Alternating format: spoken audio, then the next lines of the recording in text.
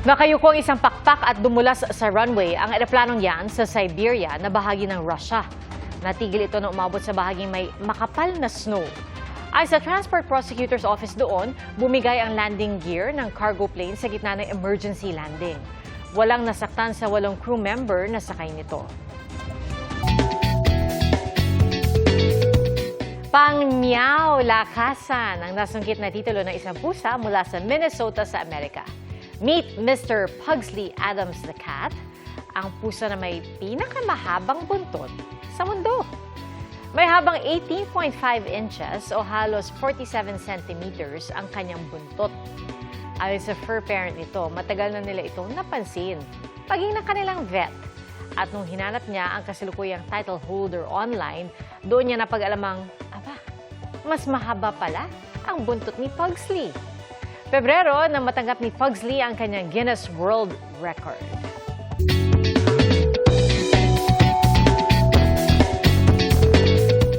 Little Batanes, Baguio vibes at maladesyertong pasyalan. Ilan lang po yan sa mga patok at binarayo sa Ilocos Norte na swak pampamilya o pambarkada. Ating saksihan. Di na kailangang pumunta sa Middle East para sa maladesyertong vibes. Dahil sa Lawag, Ilocos Norte, may sand dunes kung saan iba't iba ang aktibidad.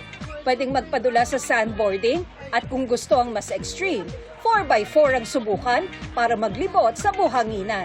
May bisikleta rin para sa mga gusto ng mas chill.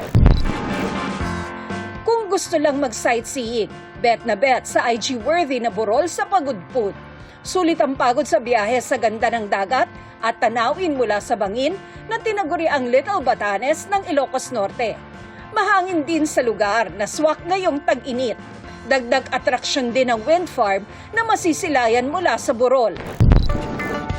At kung pabalik na sa Metro Manila, pwede ring mag-side trip sa bayan ng Solsona. Ang daraanan mong kalsada, malabagyo naman sa lamig at ganda. Marami kasing pine trees sa gilid ng daan at tanaw rin ang Sea of Clouds. Para sa GMA Integrated News, ako si Tina Panganiban Perez, ang inyong saksi. Mga kapuso, maging una sa saksi. Mag-subscribe sa GMA Integrated News sa YouTube para sa iba't ibang balita.